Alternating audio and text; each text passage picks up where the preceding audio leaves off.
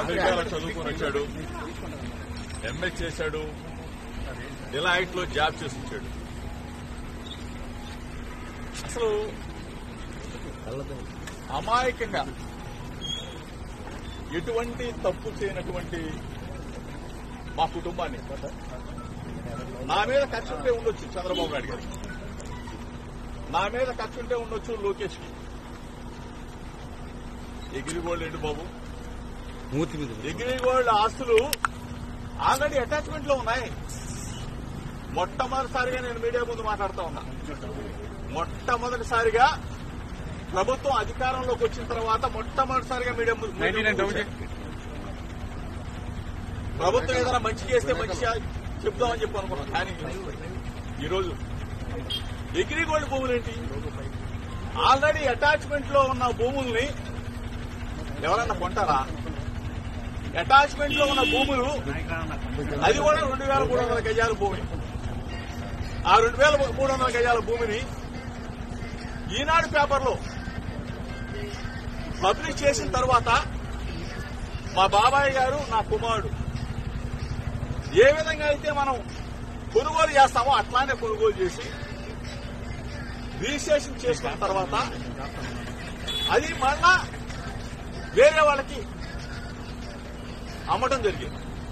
అంటే ఏ విధంగా అయితే మనం భూమిని కొని అమ్ముతామో అట్లానే అది వాళ్ళు మా దగ్గర నుంచి కొనేటప్పుడు కూడా ఈనాడు పేపర్లోనే పబ్లిష్ చేయించుకొని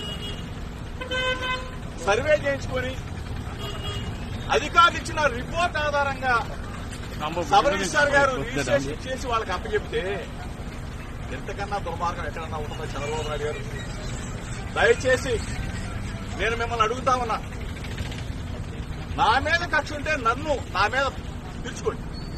అంటే అభం శుభం తెలియని నా కుమారుడి మీద అమెరికాలో చదివి వచ్చాడు, ఎంఏ చేశాడు, డిలైట్ లో జాబ్ చేస్తున్నా నా కుమారుడి మీద మీరు ఈ విధంగా తీసుకునే కార్యక్రమం చేయటం న్యాయమేనా, మీకు ధర్మమేనా అని అడుగుతా ఉన్నా. దయచేసి ఆలోచన చేసుకుని అడుగుతా ఉన్నా. ప్రభుత్వాలు వస్తా ఉంటాయి, పోతా ఉంటాయి. మీరు అధికారంలో ఉన్నారు,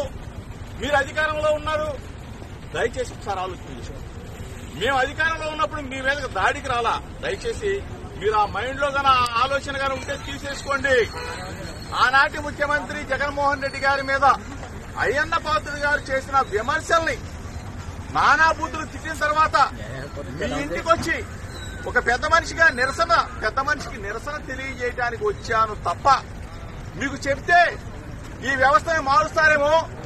40 సంవత్సరాల చరిత్ర ఉన్న రాజకీయ అనుభవం ఉన్న చంద్రబాబు నాయుడు గారు ఒక మంచి చేస్తారేమో, ఒక మంచి ఉద్దేశంతో రాజకీయాలను తీసుకొస్తారేమో అని చెప్పేసి మేము ఆలోచన చేశాం. కానీ దయచేసి ఇటువంటి మార్గాలకి ఒడి కట్టవద్దు చంద్రబాబు నాయుడు గారు.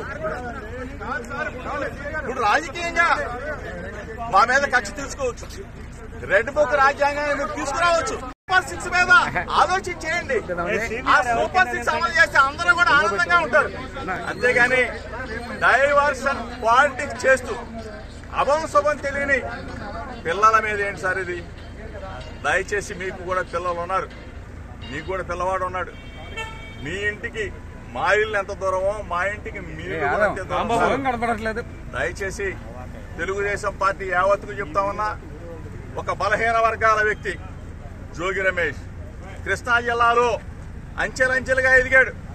ఒక బలహీన వర్గాల వాడు, ఒక గౌడ కులస్తుడు ఎదిగితే హర్షించాల్సింది పోయి మీరు మా మీద కక్ష కట్టి మమ్మల్ని జైలు